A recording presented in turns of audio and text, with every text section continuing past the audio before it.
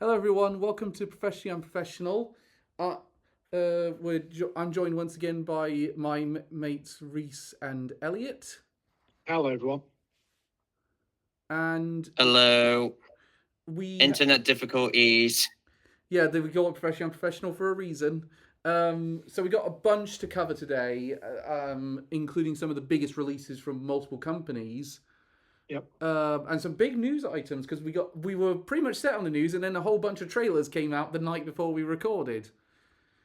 Those bastards. Yeah.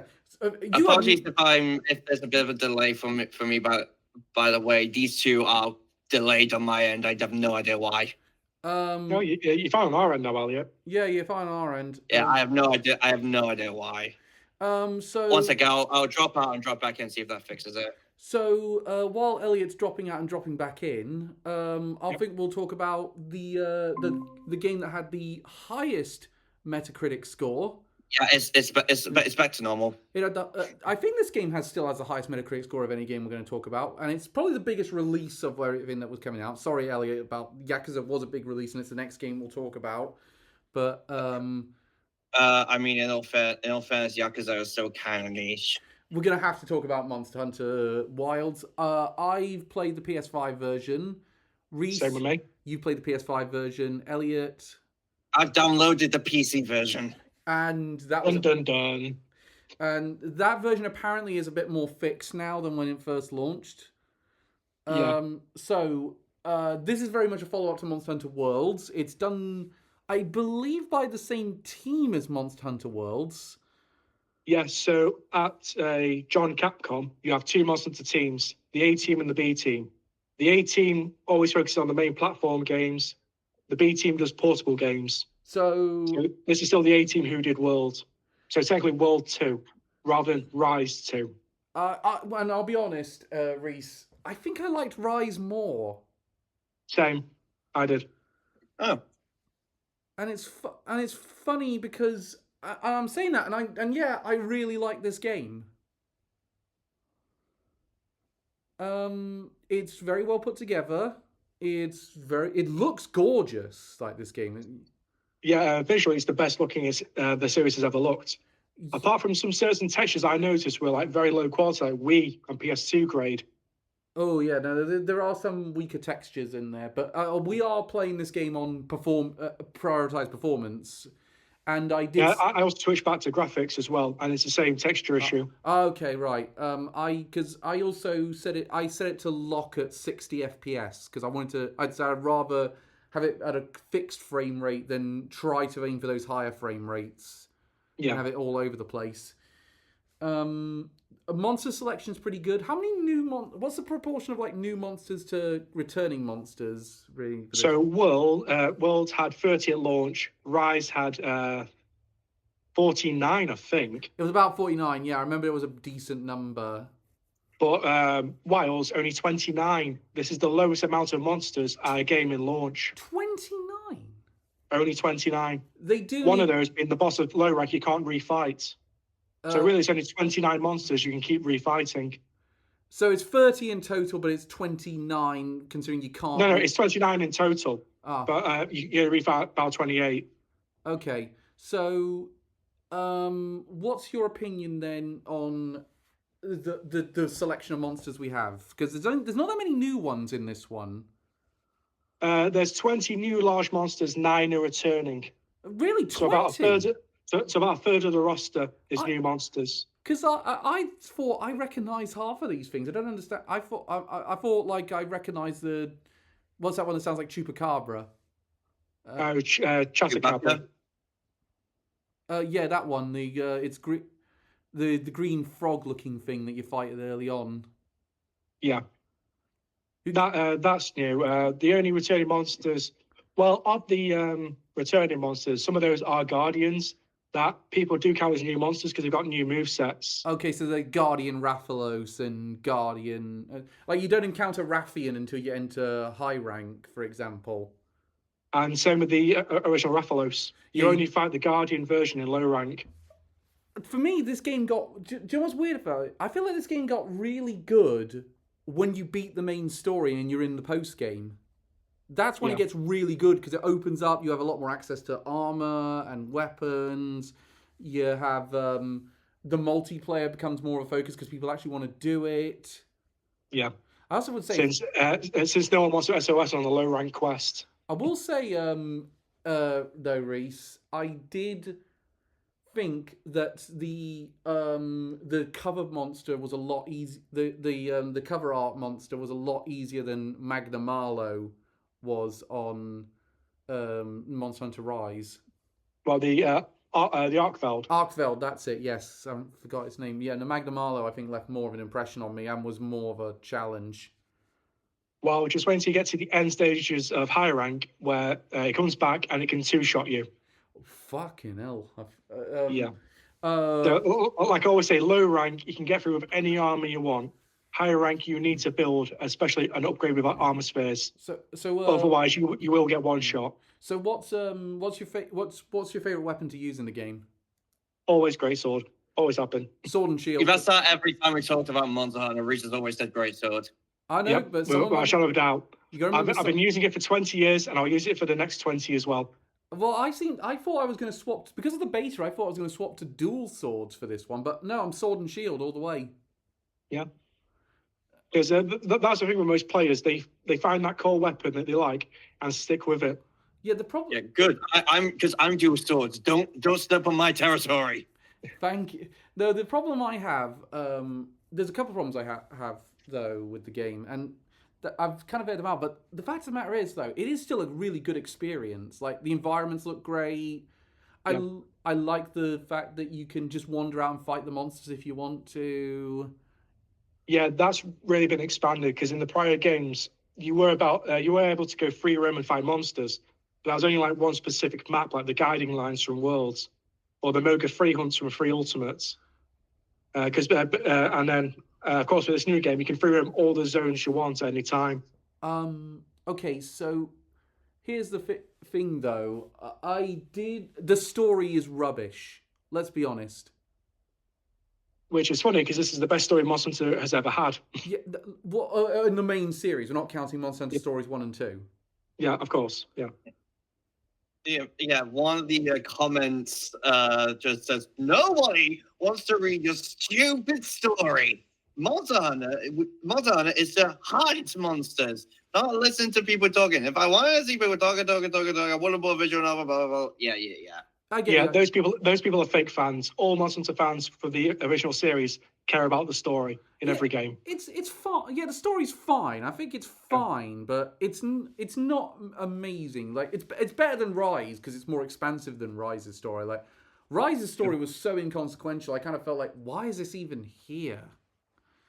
Yeah, that's most of the way with the older games too. Except back in the day, it was all text boxes with no voiceovers. Yeah, thank God we got voice acting in the series. Yeah. So that's why this game has been so improved. And we actually have multiple minute-long cutscenes now. Whereas in the older games, the only thing you got was monster introductions and like the opening and closing of the final boss. And that was your game. Whereas in Wilds now, we get full cutscenes, telling a story from location to location. I also will say, I don't think they're called the Sectrets. Is that how you pronounced it? Yeah, the replacements for the Palamutes. I don't like them as much as Palamutes. Same, because they don't do anything in combat. They're basically just there to transport you around and give you access to your item pouch. So I'd rather just have access to Palamutes again and have and in multiplayer choose between the Palamute or the Palico about which one I want to bring into battle. Yeah, so with WoWs, it's really stepped back on the assistance. Like the Palico now, you can't even directly interact with its moveset. It has all the tools at once. You can't choose a specialty. The only thing you really choose is the armor and weapons, and that's it. Yeah, I've noticed is a lot of people seem to be setting up that drone attack that I've smoothed when I finally got online matches. Yeah. And so that seems to be a popular one. Here's the thing though. I do think though the character creation, this is one of the best character creators I've used in almost any game. Like it's really damn good, the character creator in this one. Yeah, Capcom always knock out the park with their character creators. Like just seeing some of the crazy ones online, like people just make Pikachu as the Palico. Yeah, I've also seen someone made Koraidon out of the Sectrets. That one I saw. Yeah, people turn the hunter into Kratos, I've seen a few hunters as Kratos. and then the other popular one was John Wick, who just looks like the spitting image of Keanu Reeves. Did you make? I can't believe they put John Wick from Fortnite in that game. It's so sick. Did you manage to make yourself in the character creator, or did you just go completely nuts with it? No, I just made myself because it's very easy to do. Yeah, I did as well. I found it amazing. Like, Jesus, I actually did manage to make it Wait, look a bit like me. you just make yourself? You don't like make your own OCs? That's lame. Yeah, because I want to play the game, not spend like hours in character creation. Yeah, which is weird because he actually. Guys, spending 3 hours in character creation is a rite of passage into games. I will say as well, do not play this game hungry because the food looks too good in it. Yeah, that's the big change up now because the game is completely open world. Meals now don't last for a specific quest. Instead of they're given a time limit. Yeah, that took a bit of getting used to, and not going to like a diner or the dango shop to try. Because in this game now they made a big change of palicos no longer do the cooking for you. Instead, it's the hunter themselves or NPCs in the world. That is bullshit. Let the palicos cook. Yeah, because that's been a thing since the start of the series as well. That the palicos were always the chefs. I mean, we're saying this like we don't like the game, but I do like the game. Same, I really enjoy it. In my opinion, it's a big step up from Worlds, which a lot of people disagree with me with. But I will then fight those people. Yes, no. Critically, the game is an 89. User score is a 7.3. Yeah, that's mostly with review bombs from performance issues. Yeah, probably. And right-wing idiots have been attacking the game as well. Oh yeah, which is weird because they seem to keep flip-flopping on this one. Do you know what I found amazing? One of the dumbest takes I saw was, the girl who's the Smithy, and she's been Gemma, and she's been a long-standing character throughout the series. They complained that despite the fact that she's one of the most attractive characters in the game, they had a problem with the fact she had a side parting with the part of it shaved, and I'm like, yeah, that's the most mental thing to be having a go at. Yeah, especially because she literally works the forge. She has to put her hair to one side, otherwise she will catch fire. Yeah. Oh, and by the way, she's the most. I do find it interesting though. This is a Monster Hunter game that predominantly women feature in the game. Like Olivia's like the leader. It was like everyone in a prominent role in this game are women, and I thought that was a rather interesting direction to take the game in. Yeah, especially because this game is mostly a sequel to 4 Ultimate.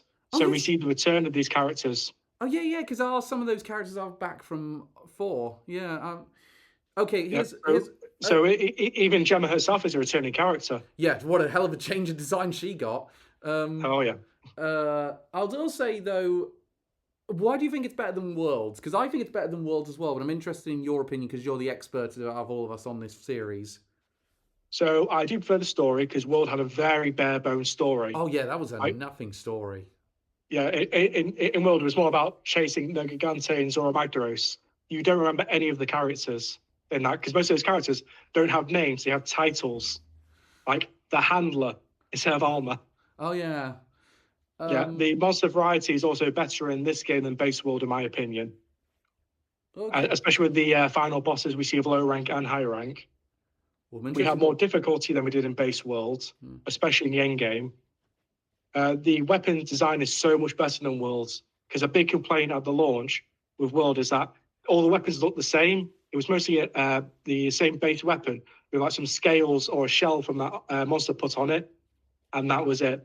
Whereas this goes back to like the traditional look of the weapons, whereas like you're wielding body parts basically. One consistent complaint about the game I'm seeing is that a lot of people are saying it's really easy. Yeah, those people stopped at low rank. They've not gone to the end of high rank yet. Yeah, if you go into like low, I've seen someone say like, the lack of difficulty remains during the end game. That is bullshit. That is absolute bullshit. There are some really hard fights in the high rank. Yes, at the late stages of endgame, if you don't have a good build or high defense, you will get two-shot. Yeah, I think if they say that, they really overdid it with their armor. Well, even though all those people didn't actually get there, and they're just jumping on the bandwagon. I will say as well, though, the low rank is pretty easy. Let's not deny that. It is not... I think this is one of the easiest ones I had to do. Certainly easier than Rise's single player. Yeah, but that's mostly been the way with low rank. You can get through it, where even in like the base armor that you start the game with like 5 defense.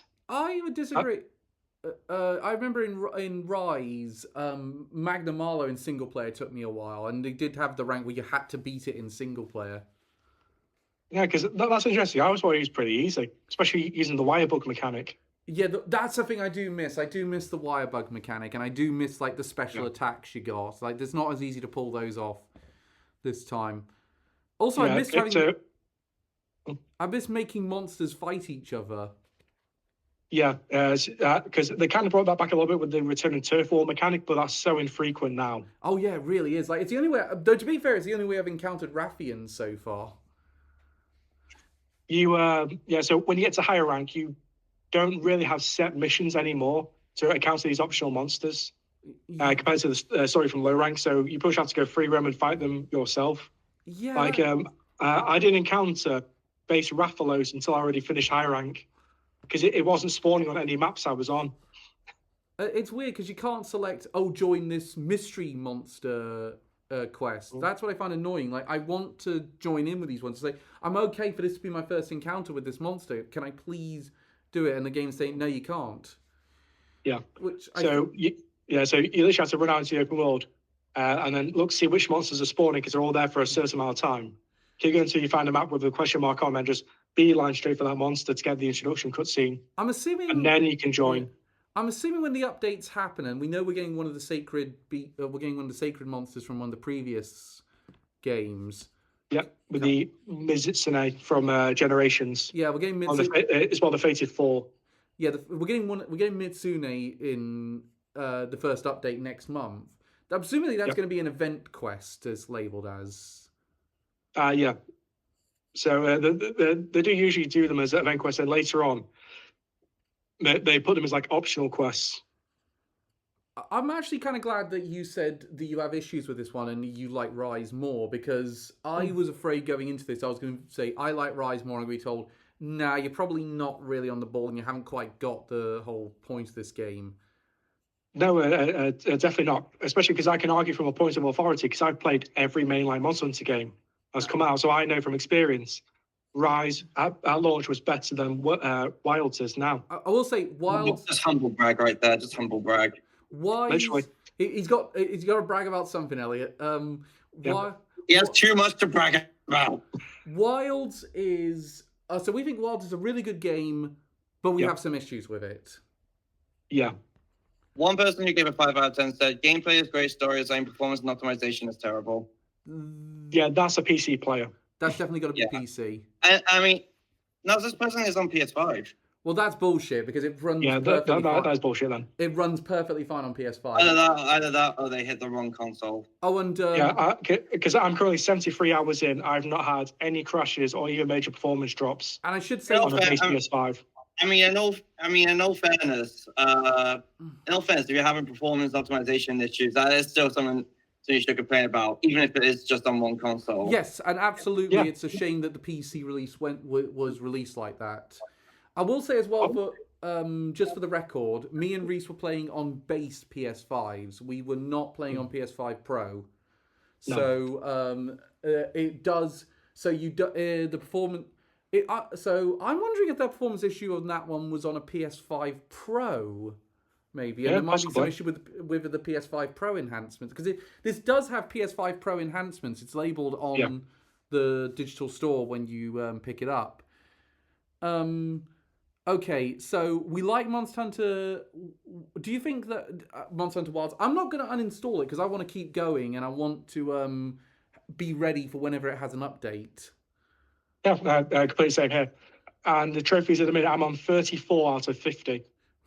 Wow. How many trophies are tied to multiplayer? I think 3.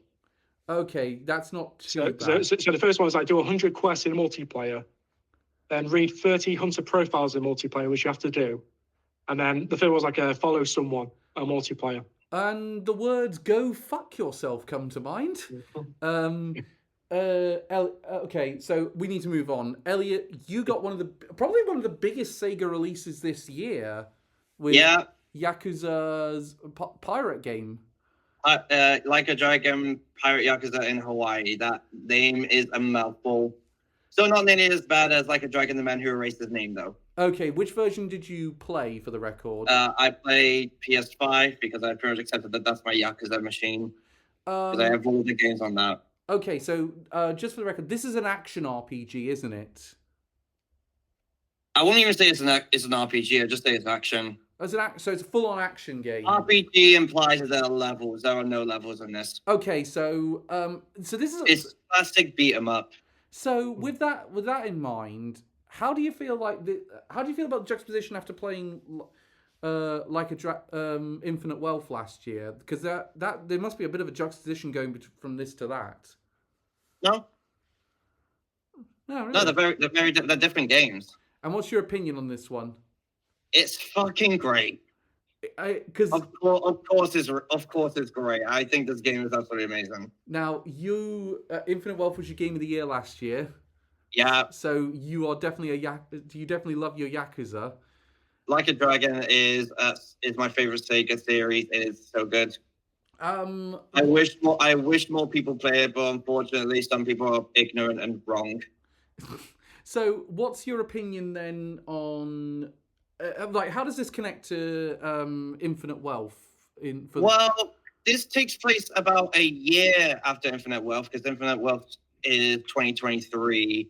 This is 2024, and the story is basically Majima, one of the old dogs of the Yakuza series, has woken up on a beach with amnesia. Yeah, they're doing an amnesia story. Love it. And basically he finds his asthmatic kid and starts, sort of bonding with him. Not like that. And some a bunch of wacky events happen. And the next thing you know, he's on a pirate ship, and he's a captain of the Goromaru and the Goro Pirates. Love it, love it, love it. And what I love is that is just a pirate story taking place in modern day Japan. Like, everyone's dressed as pirates, everyone's using pirate shit, and it's taken 100% seriously. Well, it's not entirely. Well, one of the things I find interesting is it also features a wrestler I really like in one of the roles. Samoa Joe's in the game. I've not encountered him yet. He's the Samoan gangster that you meet. The Samoan gangster. Yeah, hang on.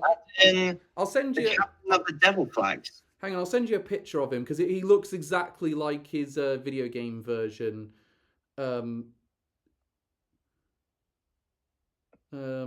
Big.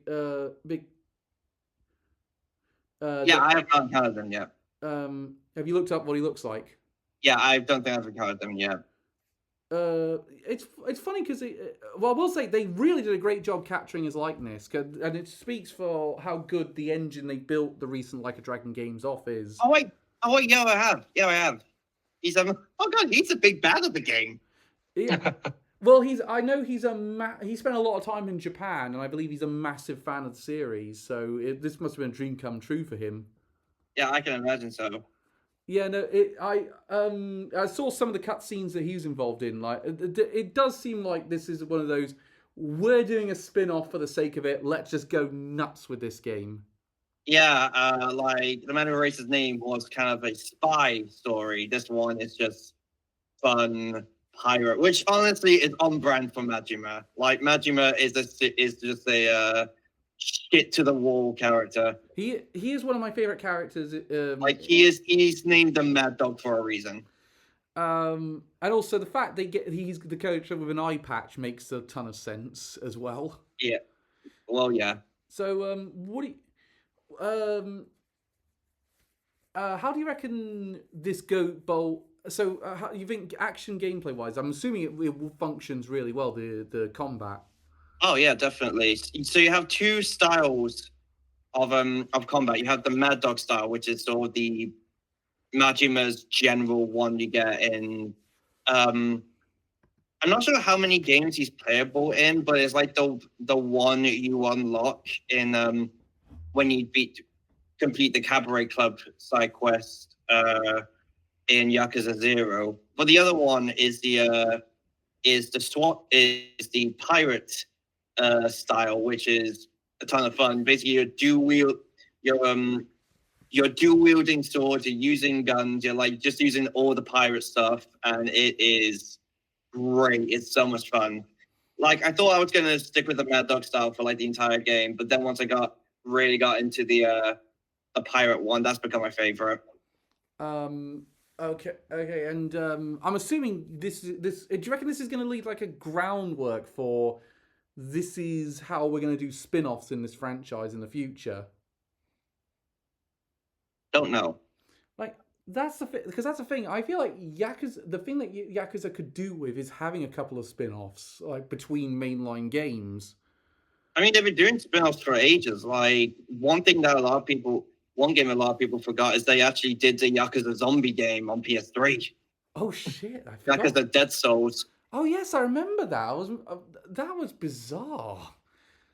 And it's probably still locked on that console. It is sadly. I don't think it's come out on any others. Obviously the main thing with this game is the ship mechanics. Like it takes I haven't played any other game that revolves around like piloting a pirate ship. Like I haven't played Assassin's Creed Black Flag which was the game I was going to ask you about. Yeah. Yeah. But and it is really fun. Like honest to God, the ship combat is like probably one of my favorite parts of the game. Now the thing about Yakuza games is they can start off quite funny and light-hearted and then go down really dark routes. Does this one do that one, or is it pretty much light-hearted throughout? Kind of light-hearted all throughout. Like what? No, Yakuza. You say that because you've only really played the Ichiban games. Like all the other Yakuza games that have a pretty consistent tone. Right. Yeah. Especially like all the Kiryu ones.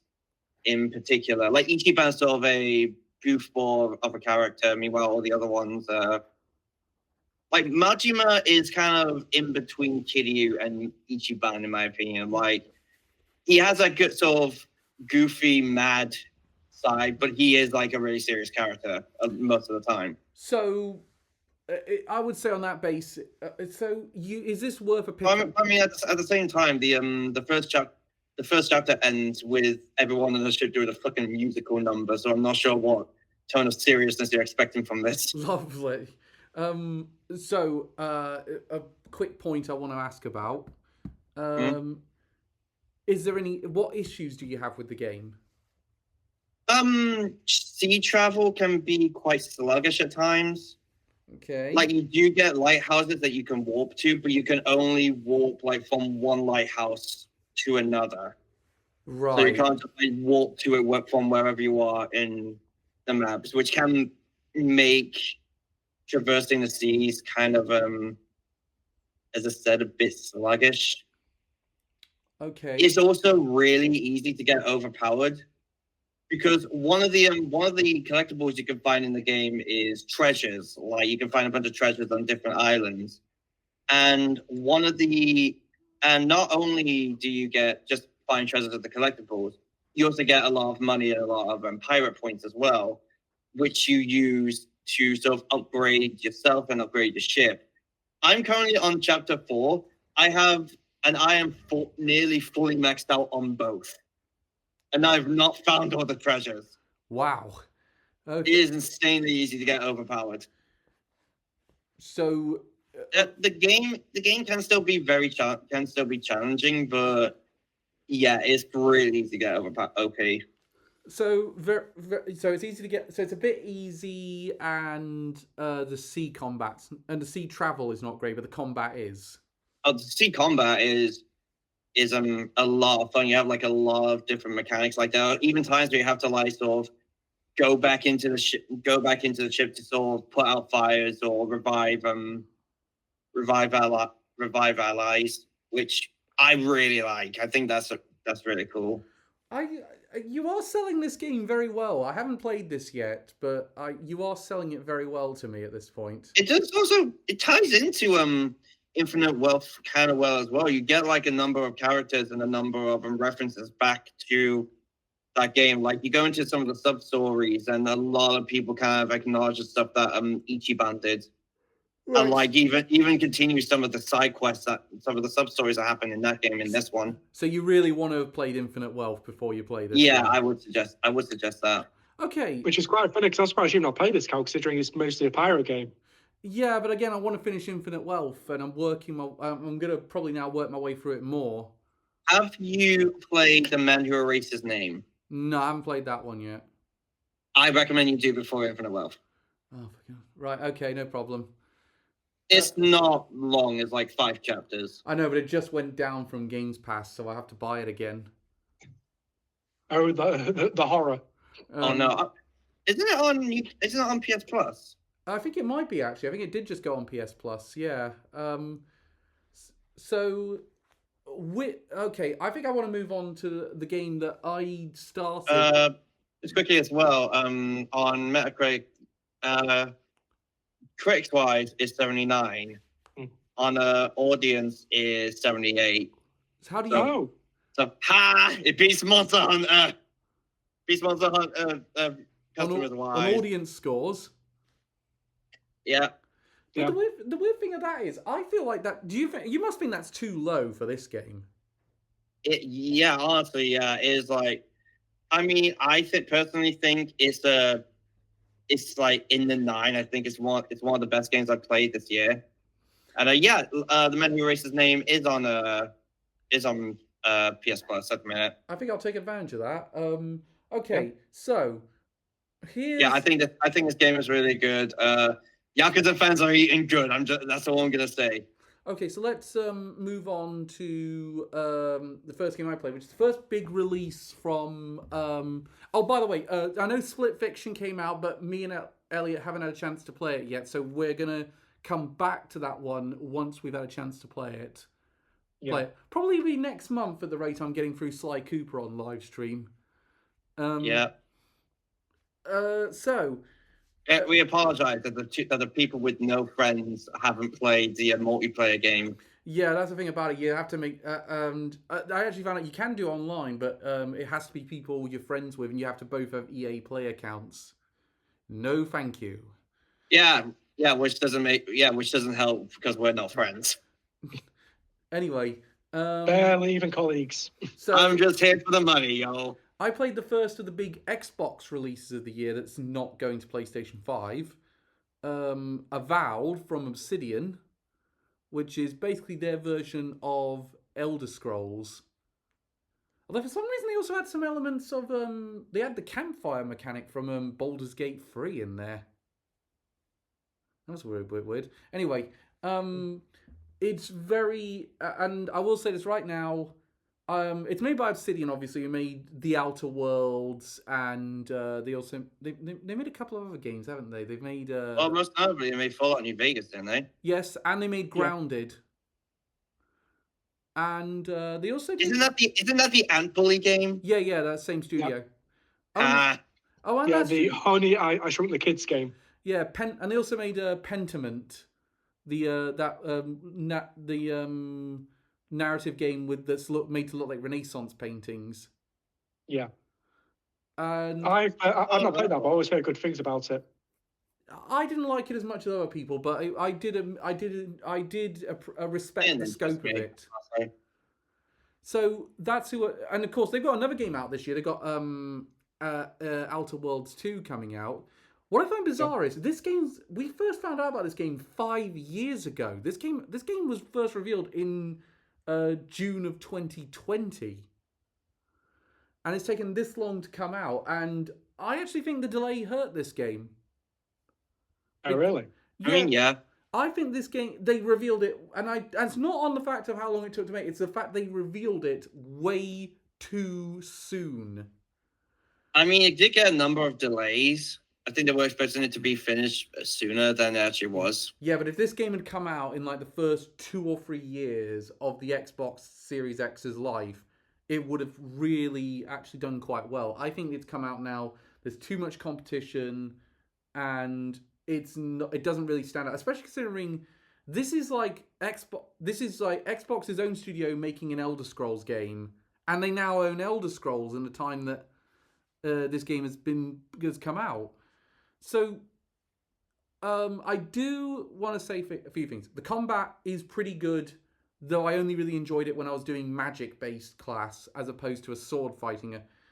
It's not great with the sword fighting mechanic. Is that actually a problem with the game, or is that just because you don't really like first-person sword combat? A little of column A, a little of column B. I freely admit I'm not great at sword combat in these sorts of games, but I think Obsidian are so good at doing first-person shooter-style combat that they did a very good job of essentially turning the wand into like a gun. It plays well. The dialogue's pretty good, as you'd expect from a Obsidian game. They actually, I will say, the way they tell the story is a lot better than what you'd expect from something like an Elder Scrolls game, with the way the characters interact with one another. But the thing about it is there's I can't remember what this is from, but there's a line that I saw on a clip in a Lindsay Ellis video that said, I know you can be overwhelmed and you can be underwhelmed, but can you just be whelmed? And that's how I'm feeling about this game. It's very much like, well, that exists about it. Just everything about it is just that exists. It's like there's nothing very extraordinary about it. The open world's not that interesting to explore. The combat feels the combat doesn't feel amazing. I mean, I tried to get into that. I really tried to get into Avowed. I really did. Because I've been a big champion of this game since it first got revealed. I thought Obsidian doing an Elder Scrolls game makes so much sense. Yeah. But I think they're better at doing Fallout than they are at doing Elder Scrolls. I never cared about this game from the beginning, if I'm honest.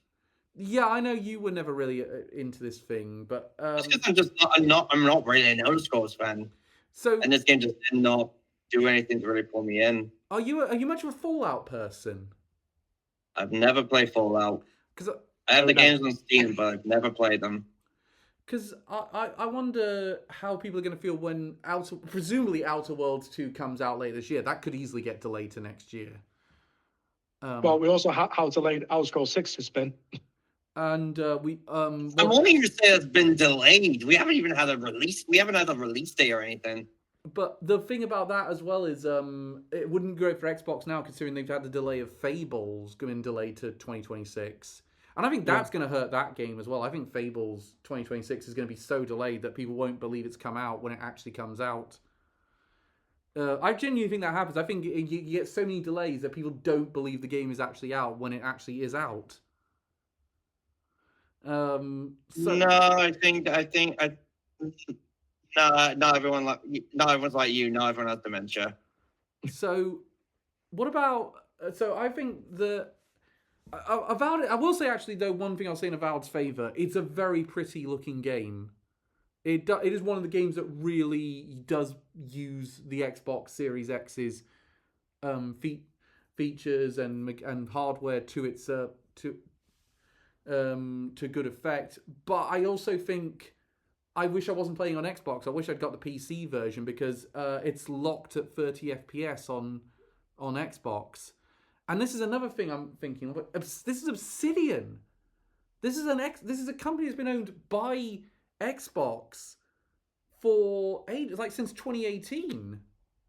Yeah. I mean, and these guys can't get they have access to all these great dev kits that ahead of everyone else, and they can't get their game, and even they can't get their games to work at 60 FPS on Xbox Series X. What are we doing here?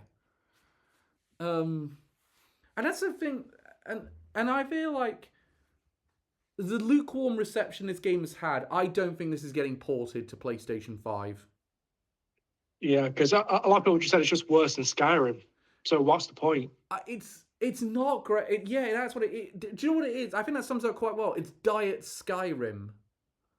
It's like it's we could have done a bit more. Everything feels like we could have done a little bit more here, but we didn't.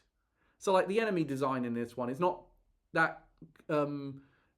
It's like some of the enemy design is quite creative. Like they go for a bit of a sort of H.P. Lovecraft Cthulhu type thing going on with it, which probably would have stood out more if Baldur's Gate 3 hadn't done that like 2 years ago. Which again is where I think the delays kind of hurt this game, because now it's come. If it had come out before Baldur's Gate 3, that would have looked a lot more interesting. But there's sometimes where I just think, wow, this doesn't feel like there was as much effort put in here, for all they showed off in the trailers, it takes you ages till you get to somewhere that doesn't feel like generic open world fantasy environment. Like this. Also, just looking at the graphics now, you say this game's really pretty. It just looks. It looks like like it's just slightly above Dragon Age: The Veilguard, God, if I'm honest. Yeah, it might be because I'm not sure what that is about. I do think though. I think it's more the fact it's a lot more colourful than Dragon Age: The Veilguard is probably why I noticed it. Not really. Dragon Age: The Veilguard is a very colourful game, which, funny enough, is one of the problems I have with the game, because it's a grim, dark fantasy. Grimdark should not have so much colour. So that's the thing. I'm just very much like with Avowed. I'm pretty much just going, yeah, that's there. I mean, I'm not interested to play any more of it. I put a few hours I put hours into the game. I think I did it for like 7 or 8 hours. And I was just like, yeah, I don't want to do anymore. Yeah. I'm sorry, if you're 7 or 8 hours in and it hasn't gripped you, it's not going. I don't care if you tell me it gets really good at this point. I don't want to play anymore. It's not gripped me in the first 8 hours. That's it. Game over.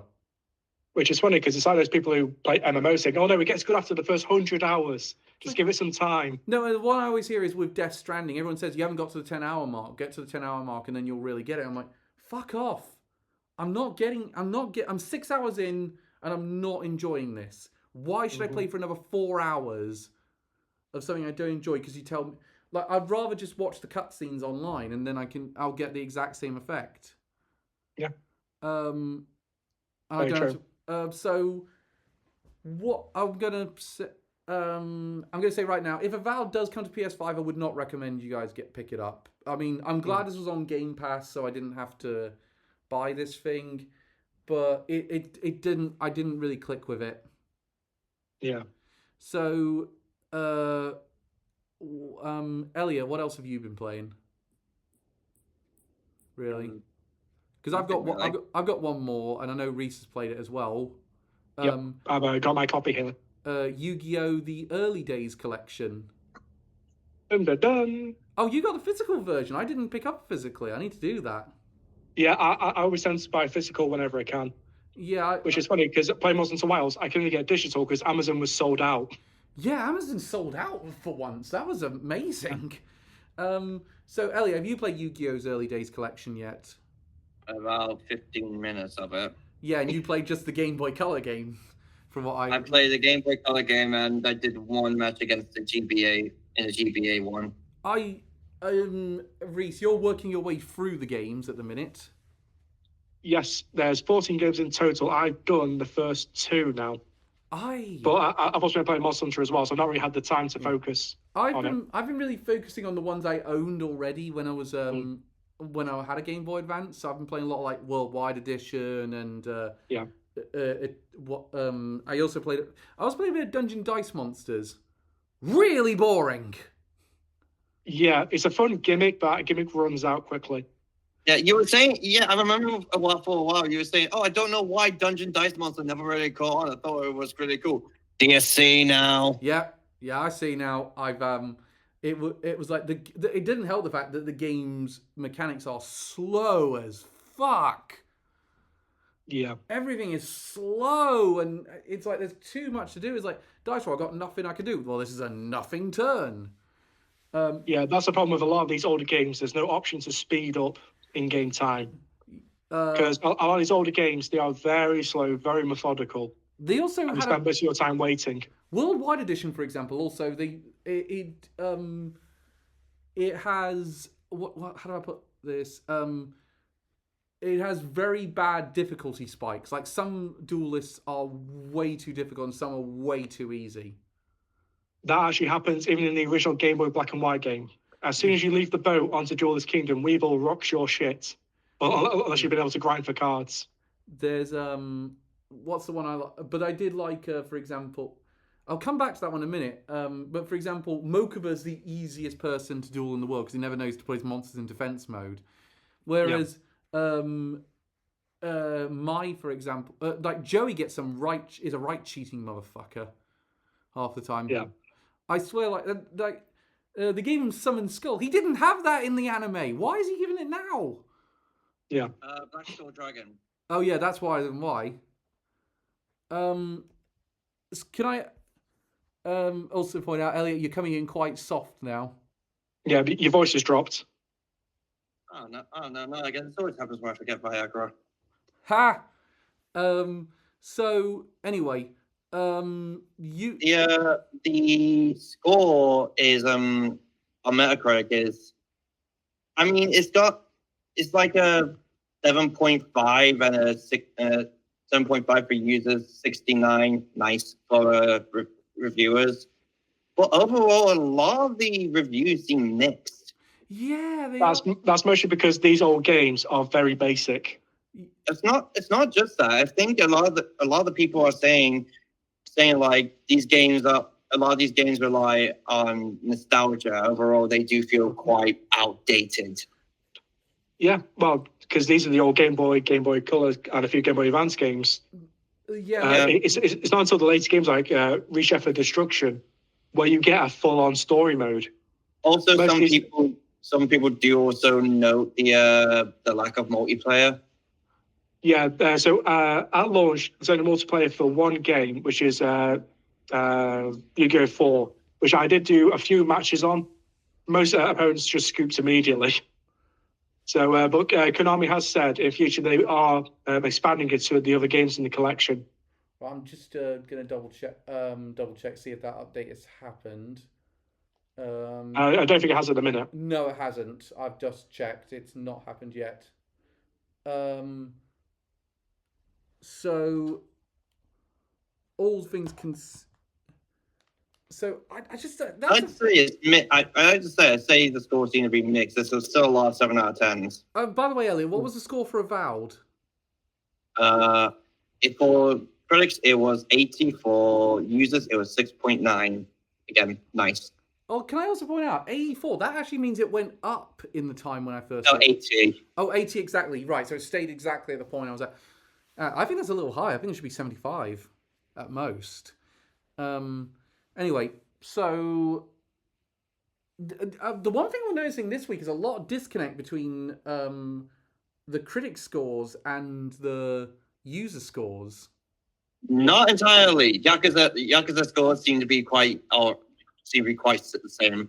Oh yeah, but it's literally 0.1 off from one another. So what do you think is okay? So let's move on.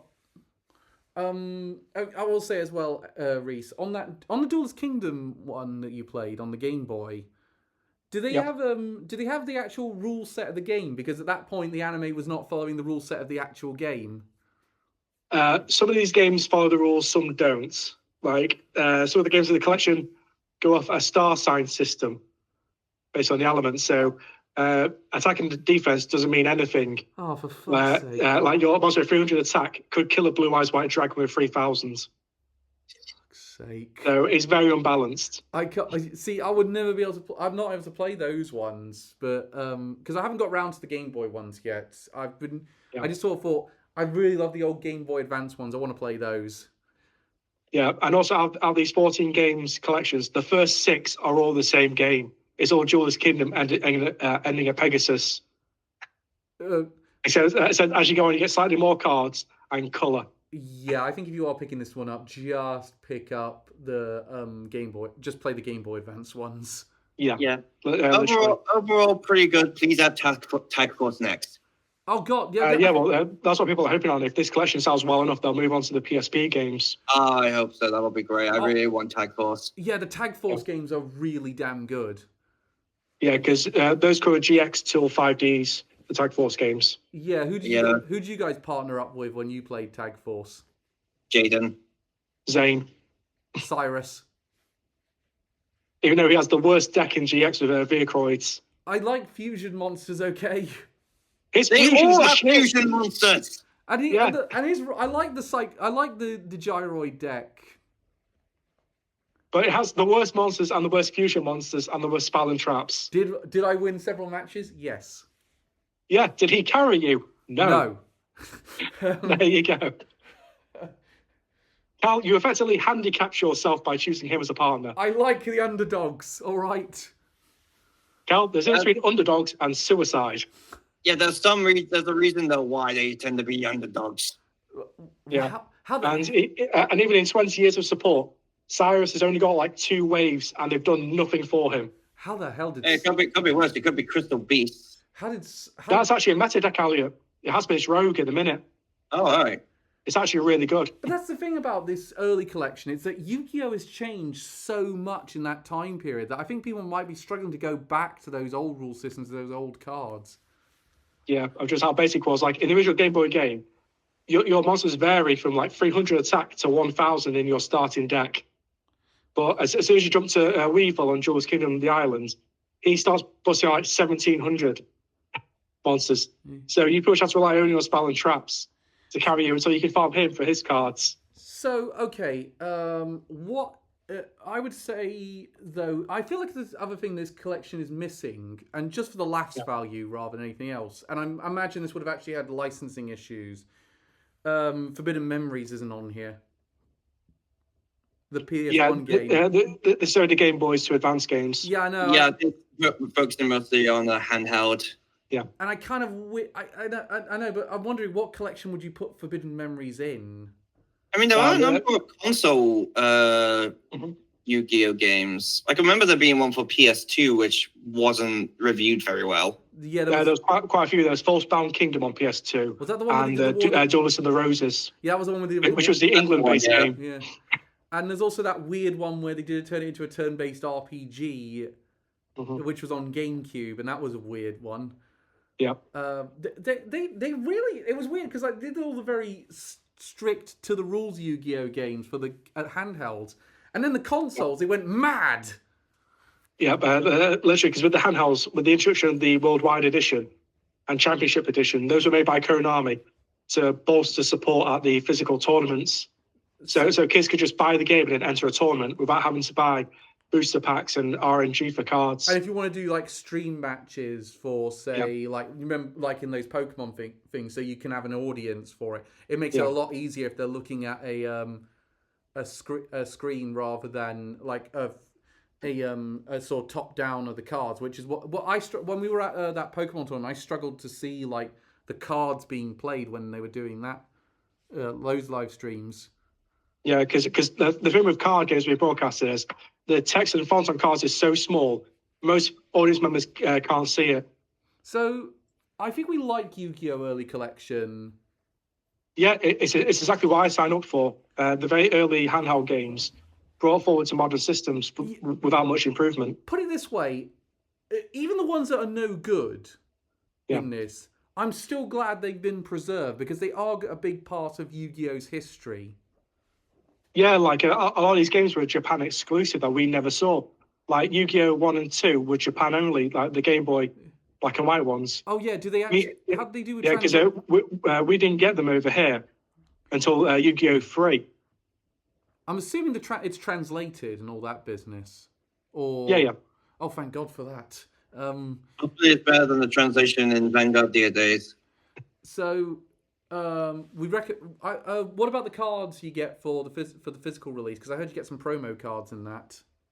Yes, you get 2 alt arts of a Heartbeat Feather Duster, one ultra rare and one in the 25th anniversary special one. They're apparently selling quite well online, those ones.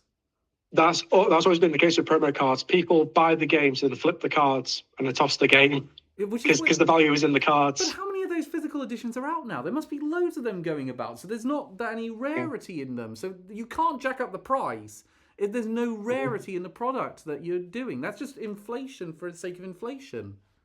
Yeah, because back in the day, scalping was not a big of an issue with these cards. Obviously, it is now. Yeah. So, is there anything else that we've all played in the time we've been gone? Well, with me and you, Cal, it's just been the Astrobot speedrunning levels. Astrobot speedrunning and Marvel Rivals got updated again, but there's not much to really discuss on either of those because it's basically everything. No. It pretty much echoes everything we said before.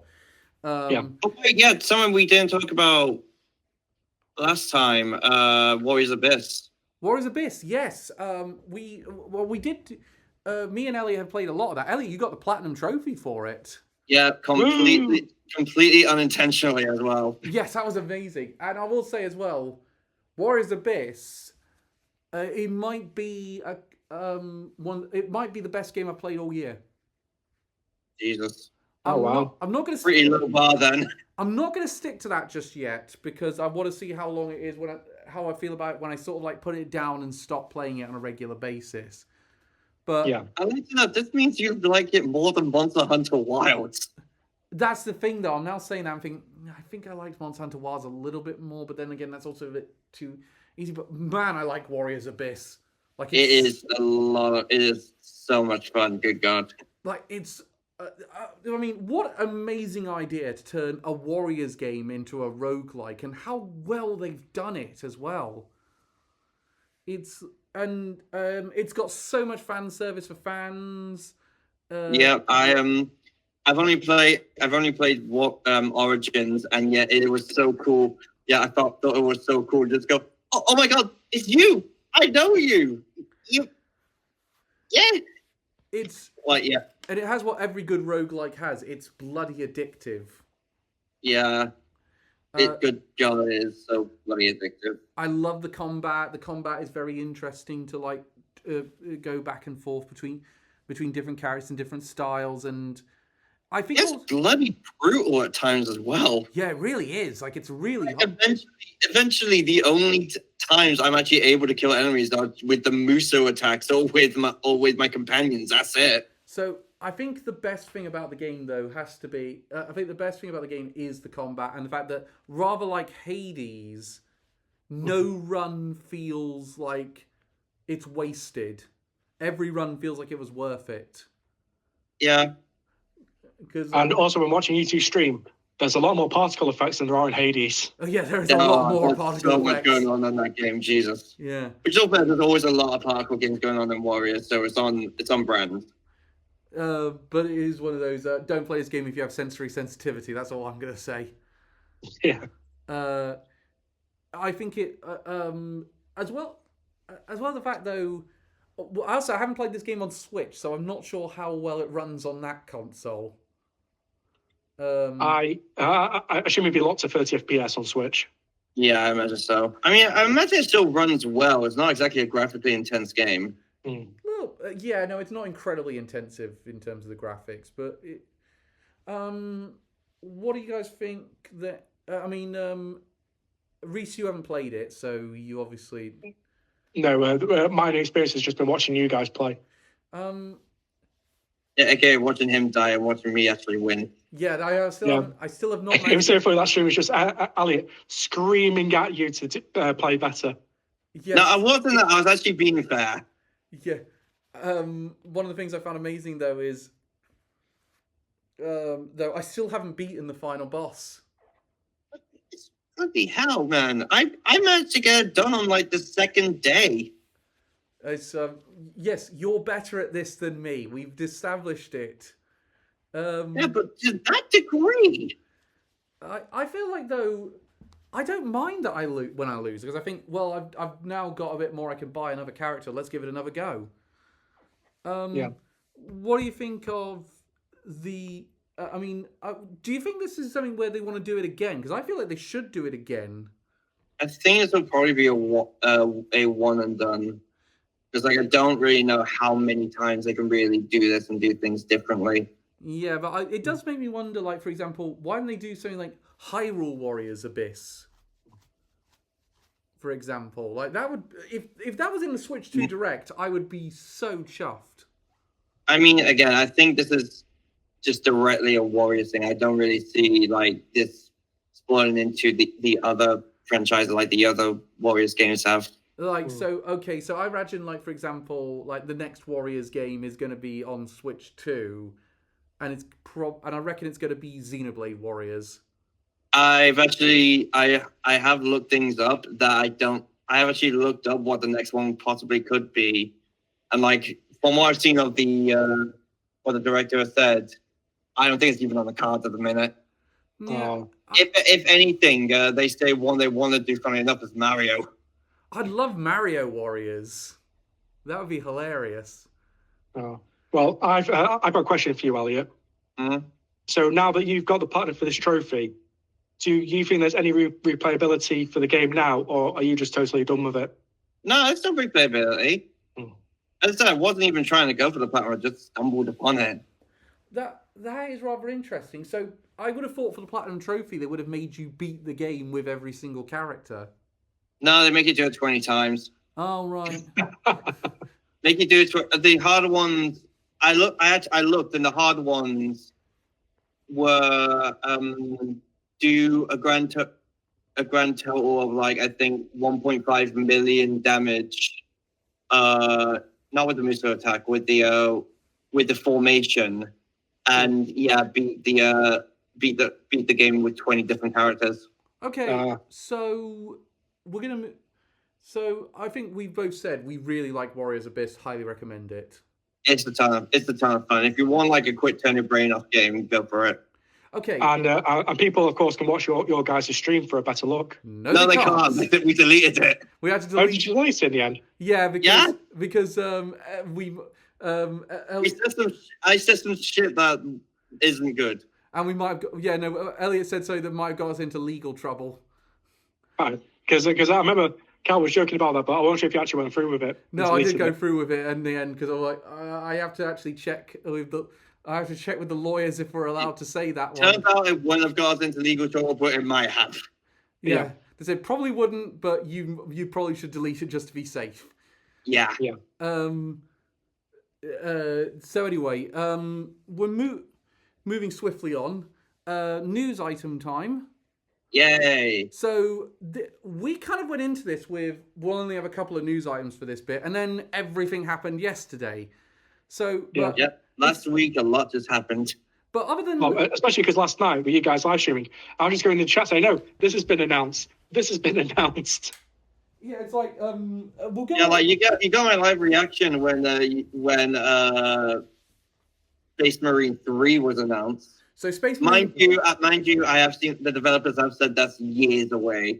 Yeah, they still have more to work on with the Space Marine 2. Yeah, but it isn't like they have sort of started work on it. It's sort of what the announcement was. I mean, nice for them to announce their intent though to make a new game. Oh, it was. I mean, Space Marine 2 did insanely well, so there was no doubt we were going to get more. Okay, how about the one that is coming out later this year? Two that are definitely coming out later this year. We'll start with the one that got announced first. Tony Hawk Pro Skater 3 and 4 HD. Have they said it? Yeah, that's good. And of course, Doom Guy is in the game.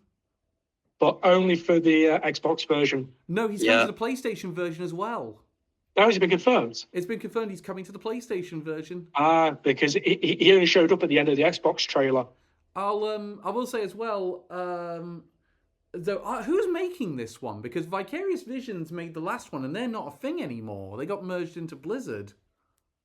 Yeah, they got absorbed after the acquisition. I imagine they haven't announced who's making it yet, because it's just under the Activision banner. And they often, some publishers will... Iron Galaxy. Oh, who is it? Iron Galaxy. Oh, with Iron Galaxy making it. Well, they're actually quite good. They helped work on the Reignited trilogy, and they made Killer Instinct 2013. Okay. That's cool. Yeah, that original works is not a lot. So this will be an interesting one for them to. Oh, Cal, here's one for you.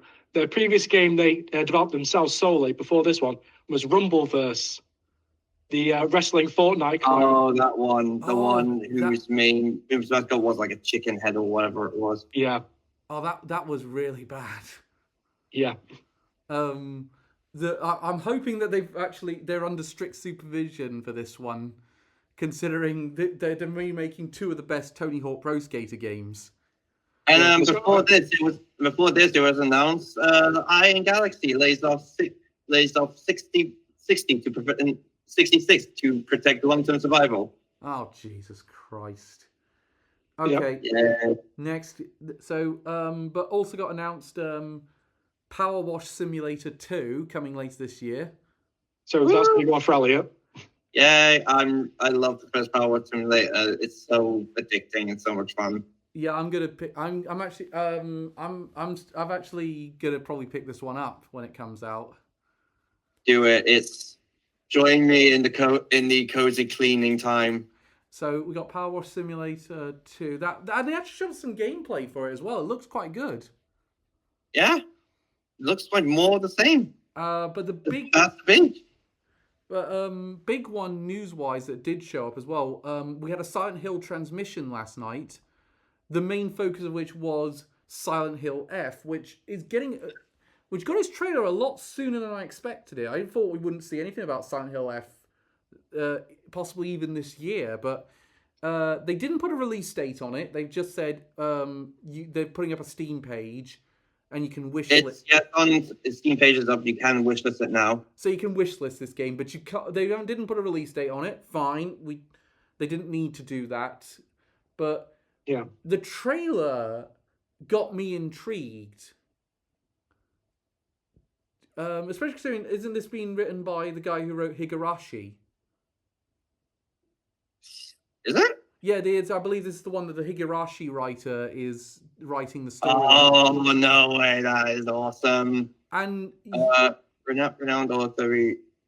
Yeah, I think it is. Yeah, I think it is the same guy. Yeah, so I'll be interested what he does with the Silent Hill IP. Higurashi is one of the most messed up anime I've ever seen, and I love it, and I cannot wait. So, well, the most messed up two animes because it got a reboot. Remember? Yeah, it did. So what about for spoiler alert, reboot in inverted commas? Yeah. Alternate stories. Let's talk about what do you guys think of Silent Hill F's first trailer? Because I watched it before we went on here. I don't know why the faces are a little bit off-putting. Like the character modes just, I don't know, kind of reminds me of Silent Hill 2 Blooper Team. I think it is made in the same engine as the Silent Hill 2 remake. I mean, granted, it does help to sort of convey the whole uncanny valley thing that Silent Hill does have. Yeah, that's true. Yeah, and the weird thing is, though, I mean, there's a lot more they have to show of this one. But it's also, how is this town that in Japan that it's going to be set in, how is it going to connect to Silent Hill is the big question. And luckily the trailer didn't even hint at that. And I'm kind of glad, because I think that's something they need to keep almost completely secret up until the game comes out. Yeah. So it turns out there's just one very long tunnel going underground. Knowing Silent Hill, that is a possibility. I mean, in all fairness, not every Silent Hill game links to Silent Hill. Silent Hill 4 is a big one. Oh, yeah. That wasn't very I think it's more of a brand, just branding than anything else.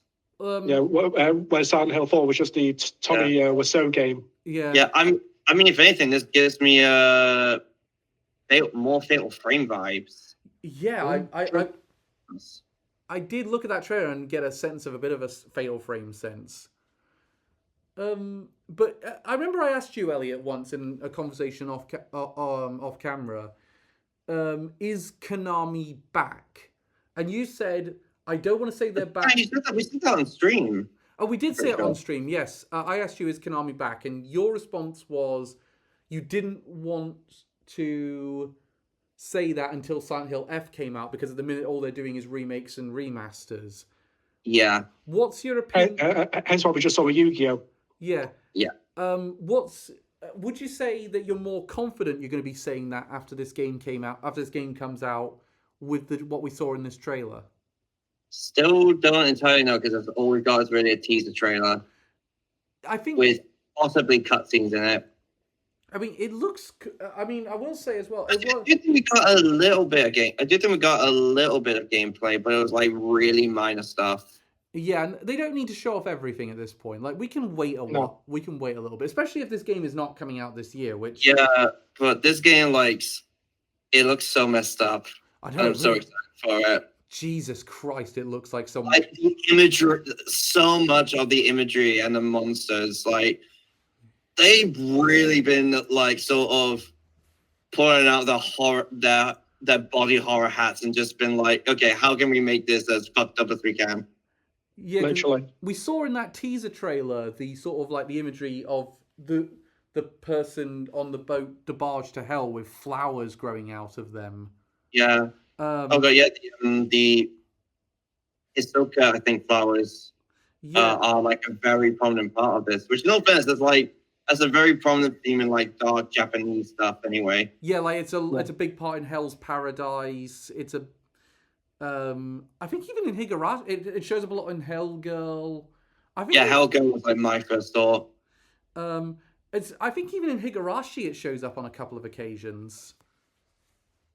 So it was one of those where I was looking at it thinking, oh yeah, this is definitely from the author of Higurashi. Yeah. What do you... Okay, so we're talking... I would say I'm excited for Silent Hill F, but I'm also curious about what it's going to it's actually going to turn out like. I think I'd be more concerned about this if Silent Hill 2 hadn't come out and been the top quality game it was. Yeah. But look, it does look quite interesting. Another news item that did happen. Ubisoft might be in a bit of trouble. No, one more trailer came out. Oh, which trailer was that one again? Are you really forgetting? Which what? Death Stranding. Oh yes. Oh yeah. The massive Death Stranding. The thing everyone's been talking about. Yeah. So Death Stranding 2. It's got a release date of June the 10th or the 12th, I think it was. And I had a whole 10-minute trailer. Yeah, that trailer was too long. Like, it's Kojima, it's on brand at this point. Yeah, I will say as well, though, I'm excited for Death Stranding 2 for the story. I'm not so sure about the gameplay, because I'll be honest, I didn't really like the game. You know me, I don't really like the gameplay of Death Stranding 1. I'm hoping they've improved it for Death Stranding 2. It looks kind of cool. Yeah. Like, they are really they have went completely, like, they definitely did not take Kojima's drugs away, and I'll say that much. Yeah. And this is a wonder I have about Kojima, which is, was Konami kind of like keeping him on task? Like saying, no, don't be, no, that's ridiculous, tone it down a bit. No, we know that's a fact from Metal Gear 5. He was forced to release it too early. Yeah. Yeah, but it's I mean, that game had its entire ending cut. Like a third of the game was cut at the end. Oh, yeah. I don't think also with these other games there was like as much space for him to go like as weird as he has in this one. Yeah, but I do kind of wonder though, could you have not made it a little less weird? But I will say that the cast list for this is amazing. Like I mean, you've got obviously Norman Reedus and Leah Sado back, but we also got George Miller in there. Troy Baker is playing the guitar guy, which is amazing casting. Does Guillermo del Toro make another cameo? I don't think Guillermo del Toro is going to make another cameo as Deadman. Well, even though it's not been announced yet. I can't go into detail because I don't want to spoil it. But I like some of the names that came up with this in these games are amazing, like Die Hard Man. Also, it has been announced that they are doing a special edition where you get that weird angel thing that basically whose head is basically a tank. Oh yeah. We're getting a 15-inch statue of that. I don't think this is one I'm going to be going for. We're getting a whole 15 inches of Magellan Man. What about? Apparently Well, Yeah, with his head is just Metal Gear Rex. yeah, in white. I like the fact though they did do that subtle bit in the trailer where it was like the guy with the headband coming as Skull. Like, yeah, I wonder who that's supposed to be. Yeah, literally. But I will say as well, though the trailer did get me excited for the story, but that was about it because I like the story of Death Stranding. I just don't like playing it. I'm hoping this time they give you access to more stuff early on. Like they'll give me access to vehicles more early on. They'll give me They'll make the environments more interesting early on. I'm gonna play this, but I'm not sure I'm gonna stick with it. If you catch my drift. Yeah. But the other thing is as well. Also, to be fair, that collector's edition is going to be a lot easier to have it around your house than the feast in a jar you got for the collector's edition of Death Stranding 1. Like, yeah. Like, imagine trying to explain that to guests. Oh yeah, that's just my fetus in a jar. Elliot, what are your hype levels for Death Stranding 2? I never really cared about the first one, but who knows? But I might give it a try now. Reese? I didn't play much of the original, so I'll probably just watch cutscenes on YouTube myself. Oh, okay. So only other news item really is Ubisoft's in a bit of trouble. I mean, we do have more. We do have more news items. You keep saying, "Oh, you don't have that much." Mate, I have 4 fucking tabs open. Ubisoft? So let's go to Ubisoft because that's the more recent one. Yeah. Investors are pissed. Yeah, they are Again. Yeah. No. Ubisoft's biggest issue right now is pretty much the investors are getting a bit pissed off with them, and they are and they have threatened to essentially do a walkout. Really. They not only that, they are planning to protest outside the Paris HQ. So, okay. Ubisoft has one major release coming up this year so far. They have Assassin's Creed Shadows, which will be out in about a week of recording this. No, just about 2 weeks, actually. It's 2 weeks, I believe, to Assassin's Creed Shadows. I really don't care about Assassin's Creed Shadows. No one does. Especially because I got Xenoblade X instead. Yeah, no, that's the other thing. Same day. Xenoblade X is same day. Beeps. So what do we think about this means for the future of Ubisoft? Because I don't think they're on the brink of collapse, but this is not great for them. I think they are. Okay, so if they are on the brink of collapse, who do we think buys them? Because they are not going to be one that they just disappear and everything goes into the legal limbo. I don't think people will buy them. I think they'll buy the IPs. Yeah. So you think it's no one's going to buy Ubisoft, they're going to buy the IPs. So someone's going to buy Rayman, someone's going to buy Assassin's Creed, someone's going to buy Watch Dogs. Yeah. I personally don't think Ubisoft's on the brink of collapse. I think they are going to make because I think they're going to make like as much as you've said no one cares about Assassin's Creed Shadows, I think they're going to make a decent amount of money with Assassin's Creed Shadows. Like I reckon it will sell. Like I think they'll sell at least 3 million copies. What else does Ubisoft have though in the upcoming? Well, there's supposed to be more stuff for the Prince of Persia. The Prince of Persia Sands of Time remake. Yeah, and they're supposed to be working on more content for the last one they released. Well, that like a 2D one. Sands of Time remake is next year. They've said it's not coming out this year. It is going to come out next year.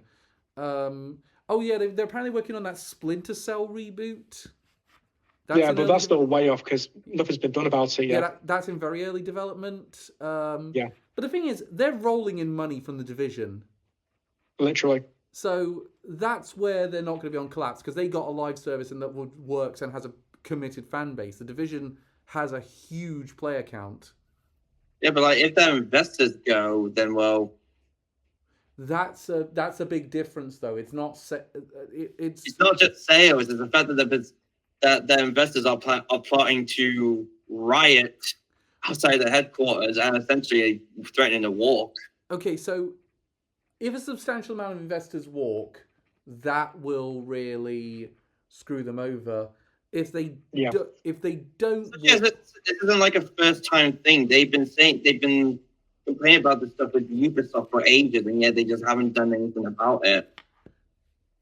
so what would how would you guys feel though if Ubisoft collapsed and depending on the scenario, whether they had a buyer or whether like a Tencent or a PlayStation bought them, for example, or if the IP just got sold off to various. How would you guys feel with that either of those scenarios? I'll be honest, I want more. Same, because in my opinion, Ubisoft's best days are way behind them now at this point. The only thing by them that I will probably care about losing will be Rayman. Aside from that, I would care. Yeah, and in all fairness, I think Rayman is essentially dead at this point, just due to neglect. Well, let's imagine, for example, Rayman was bought by a studio that could be an interesting story.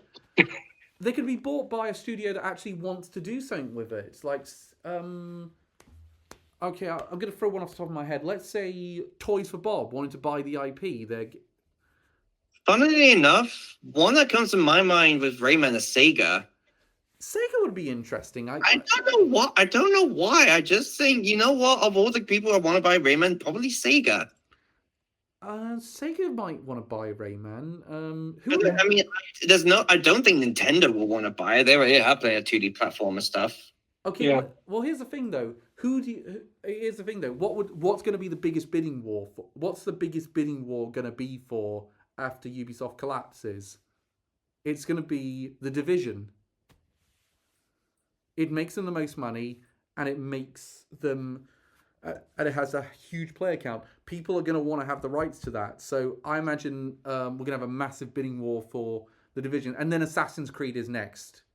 I think The Division will go to Microsoft. I think Tencent will want it. I imagine Tencent are already looking into how much will it cost to either buy Ubisoft or buy The Division. Well, especially because we had the news a few weeks ago now that Tencent was increasing their shares at FromSoft. Yeah, they are. It wouldn't surprise me if they were doing more acquisitions. I mean, so God, if they try to buy From Software, I'm gonna lose it. Yeah, it was a few weeks ago now, but they increased their shares from like 7% to I think like 9%. Here's the thing. Keep this scummy business practice out of my plim plim plong game. Here's the thing, Elliot. FromSoft, they can't buy FromSoft unless FromSoft want to be sold. So you have to actually want to be sold. You can't just say, I want to buy your company. I'm going to put up enough money that would be valued enough to buy your company. Your company's now mine. Microsoft said they were considering doing that. They can say they want to. They were thinking of buying Sega at one point. They can say. When Sega just went, but no. Yeah, that's the point. Sega said no. The point, if you can't just buy a company because you want to. Okay, I'll give you an example. Loads of people are wanting to buy my company. I get a bunch of letters and emails a year. I'd say about 10 to 12 emails a year of offers to buy the company. They can't just buy my company if they want it. They have to get mine and my mum's approval to buy the company. Because to take over a company, they need at least 51% of the shares. And if you tried to get 51% of the shares without the company knowing, there's provisions always in place to stop that from happening. Someone actually once again, something I said as a joke turned into a tangent. Someone tried that with Ubisoft. Actually, Ubisoft was an example of this. Someone tried it with Ubisoft. A conglomerate tried to buy them. And Ubisoft got wise to this and bought off more shares to stop them. It's a bizarre. What about you, Reese? We never got your opinion. How would you feel about? Well, we did actually get your opinion. Who do we think would really want to buy Assassin's Creed though? I think maybe EA. They possibly want it. EA, I could see buying Assassin's Creed. Yeah. Since they've not got a lot at the minute. I feel like PlayStation might want it. Mm. I could so see a PlayStation Studios logo in front of Assassin's Creed in the future. Keep in mind, who was the final bot in that in Astrobot last night? In the one that came out last night, it was Ezio. Yeah. But that being said, Ubisoft still have a lot of money to throw around. Like, they did a whole entrance centered around Assassin's Creed at AEW's event at Wembley Stadium last year. Because Will Ospreay, the wrestler, is a really big fan of them, and he has an Assassin's Creed tattoo on his chest. So he came out to an Assassin's Creed style entrance with Roger Craig Smith, the voice of Ezio, doing a prologue to his entrance. So Ubisoft still have a bunch of money to throw around. But it's, again, they weren't having that investor situation. Is there any franchises they currently have where we think that might go into a massive legal limbo afterwards? Like something that it doesn't get a buyer. I think Prince of Persia might struggle to get a buyer in this day and age. You say that, but the roguelike's done very well, and the last one did quite well. I imagine Prince of Persia has enough name value. Nah, apparently they consider the 2D one a failure. Really? It sold really well. Yeah, they consider it a failure apparently. Oh, for fuck's sake. So Rabbids would be one I would think of. Now, here's a thought that I've just had. Is Rabbids separate from Rayman now? Or because Rabbids were introduced in Rayman, so maybe they're a package deal. If you want to buy the Rabbids, you have to buy Rayman as well. I see they're very much separate now. No, but it means in a legal sense, whether we consider them separate or not, they might be a package deal because the copyright might be tied to the Rayman IP. Because of the way they were introduced. It's a bit like when Sony got the film rights to Spider-Man, they got the rights to all those characters. So, for example, the MCU couldn't make a Cloak and Dagger TV series until after Spider-Man, until after Sony pretty much gave up their film rights because they were introduced in the Spider-Man books. Yeah. I think we've covered about as much of this as we can. What's the next news item, Elliot? Monolith Studios closing down. Oh, yeah, this was really sad. This is another Warner Brothers one that's gone. They were in the process of making that Wonder Woman game. That's been cancelled now. Yeah. I feel kind of sad about this because they did make some pretty good games. Like, for all I've said about the repetitive nature of the Middle-earth games, they did make some of the more iconic Lord of the Rings games. I mean, I really like the Middle-earth games. I think you're just wrong. But it is sad seeing them go.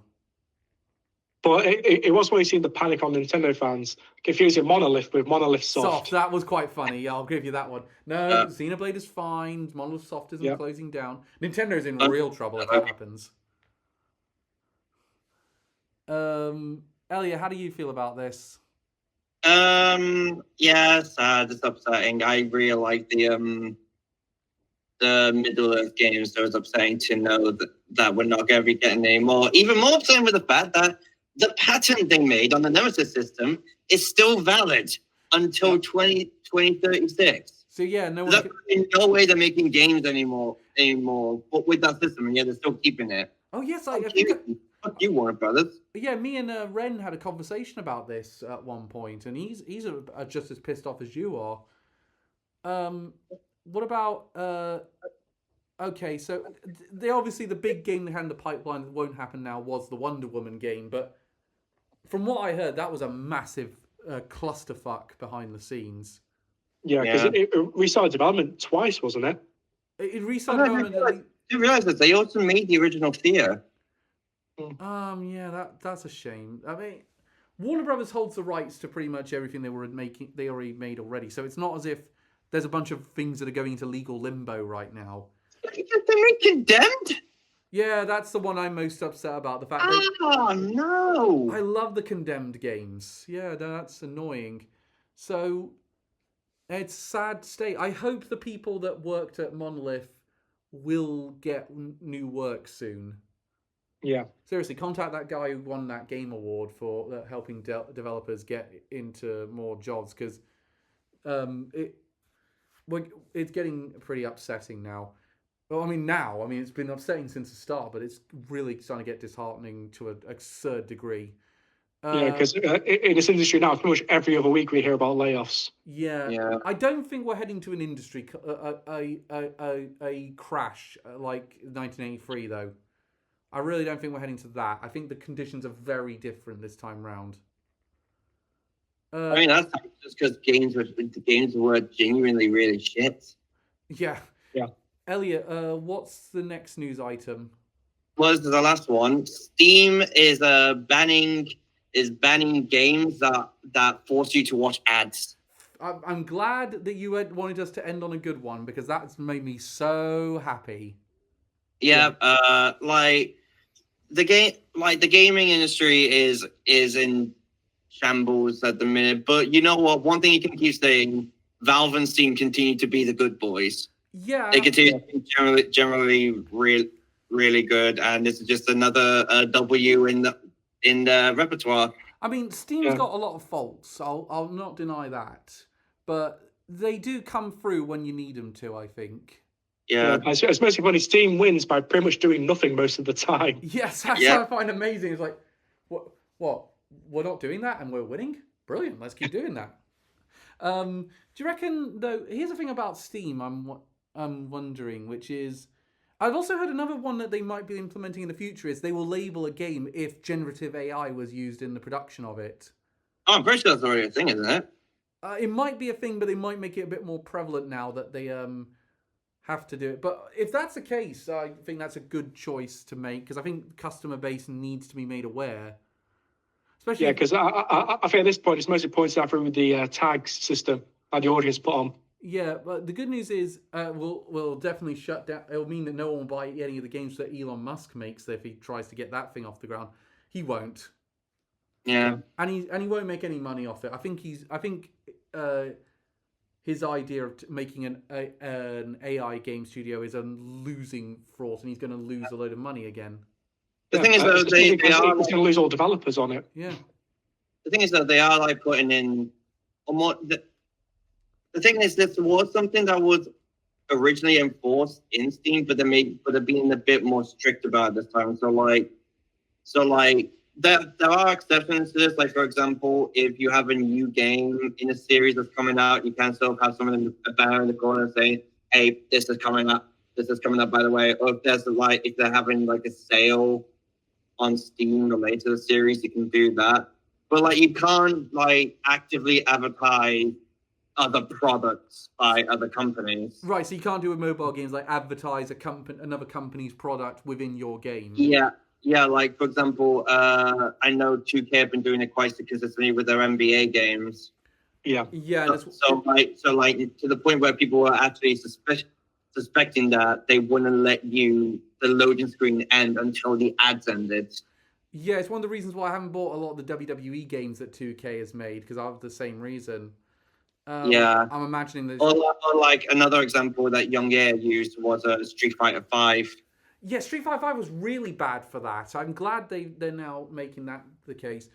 Funny thing I found out about is Steam is around the time the collapse of Google Stadia, it's sort of like people reminding us saying about how good Steam is. So they actually have a plan in place for if Steam ever goes down, for saying, okay, we give you this much notice, we're going to give you a couple of years notice, and we're going to give you ways to get your games off our database and onto your PC.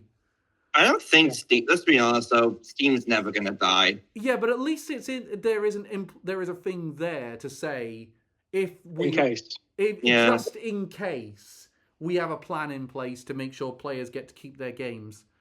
Because let's face it, Stadia didn't have that when it collapsed, and loads of people had to get their files onto Steam somehow. I think they managed it somehow with a couple of games like Destiny 2, I think.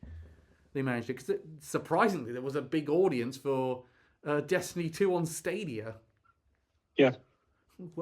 I mean, this is the first podcast in years to talk about Google Stadia, but that was a thing. I'm pretty sure we talk more about Stadia now. The Stadia themselves did a launch. Oh yeah, no, that was such a disaster. Here's the thing. Professionally unprofessional. The first professionally unprofessional. Come see us. We talk about Google Stadia. So would you say this new like aggressive nature they're taking on this improves your customer confidence with Steam?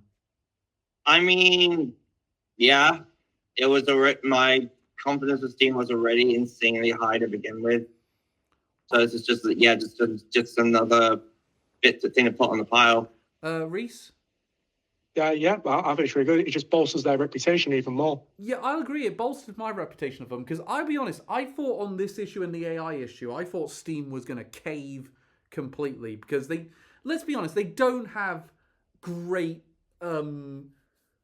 they don't have great measures in place about who's allowed to put up a page or what the quality control for games being put on their server. But if they're going to put this in place, I'm glad that they've at least put their foot down on this issue. Yeah. Great news, and I'm hoping that we're going to get more. I hope we're going to get more, but for the love of God, put some quality control in place for what is going on your server. I think there's still a Steam page for Abandoned at this point. God help you if you buy that shit. Yeah. More things from the early 2020s that we're bringing back. They are really good when it comes to like making sure gamers have a good time. I still remember. I can't remember what the name is. The guys who sued Jim Sterling. Digital Homicide. Yeah, Digital Homicide. Yeah, I remember they were asking Steam. They were asking Steam for information on the people who negatively reviewed their game. So specifically, so they could sue them. Yeah. Steam just went fuck off and abandoned from ever uploading on Steam again. Yeah, I think Digital Homicide tried to then sue Valve over that, and the courts just said, I might be misremembering this, but they might have tried to attempt it, and the courts just threw them out, or they might have threatened that they were going to sue. But I do remember there was some threats about legal action, and I believe so Digital Homicide's lawyers just told them, it's one thing to try Jim Stephanie Sterling, I should say. It's another thing to go after Valve. Yeah.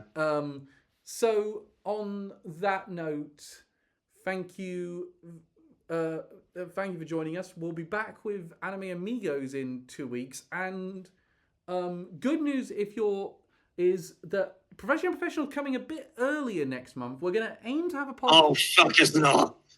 We're gonna aim to have a podcast come out on the 4th of April because we're aiming to have it as close as possible to the Switch 2 Direct, so we can talk about our thoughts on the Switch 2 and what we're expecting of the console after we're presumably getting a release date for it and what the launch window is going to look like. They can expect Calvin to talk about it and for the rest of us to just sit there and listen. We're going to have to talk about a lot of games in this Direct, and also, obviously, we'll aim to have Split Fiction be a talking point. Probably Xenoblade Chronicles X.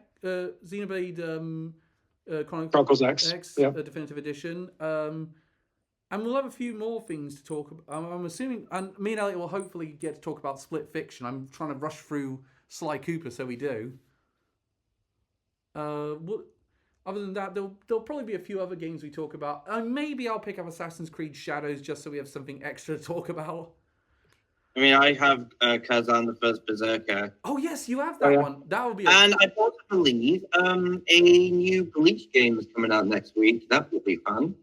So yeah, it's probably like 30 to 40 hours. So we'll talk next month on those things. Thank you very much for joining us. We'll speak to you very soon. Goodbye, everyone. Bye.